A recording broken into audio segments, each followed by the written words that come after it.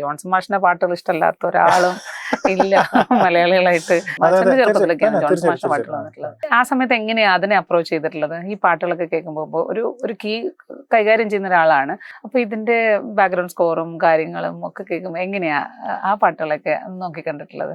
Johnson മാഷിന്റെ പാട്ടുകൾ എനിക്ക് സത്യത്തിൽ പണ്ടേ തൊട്ട് എനിക്ക് ജോൺസൺ മാഷിന്റെ പാട്ടുകൾ ഭയങ്കര ഇഷ്ടമാണ്. രവീന്ദ്രൻ മാഷിന്റെ പാട്ടുകൾ എന്ന് പറയുമ്പോൾ നമുക്ക് കുറച്ച് ഭയങ്കര അറേഞ്ച്മെന്റ്സും പരിപാടിയൊക്കെ ആയിരുന്നു. അത് അന്ന് ചിലപ്പോ എനിക്ക് ഇച്ചിരി ബുദ്ധിമുട്ടായിരുന്നു അത് ആസ്വദിക്കാൻ. ഇഷ്ടക്കുറവുണ്ട്, മനസ്സിലായി. പെട്ടെന്ന് അങ്ങ് കേറില്ല ഈ സാധനം. ജോൺസൺ മാഷിന്റെ പറഞ്ഞ മുത്ത് ഇങ്ങനെ നമുക്ക് ഒറ്റ ഇതിൽ തന്നെ നമുക്ക് ഇഷ്ടപ്പെടില്ല. അപ്പൊ അതുകൊണ്ട് ഒട്ടും ബുദ്ധിമുട്ടുണ്ടായില്ല, കാരണം അദ്ദേഹത്തിന്റെ പാട്ടുകൾ നമുക്ക് കേൾക്കാൻ. മധുരം ജീവ അതിൽ തുടങ്ങിയിരിക്കുന്നത് മറ്റേ ഒരു ഹാർമോണിയം പീസൊക്കെ വെച്ച്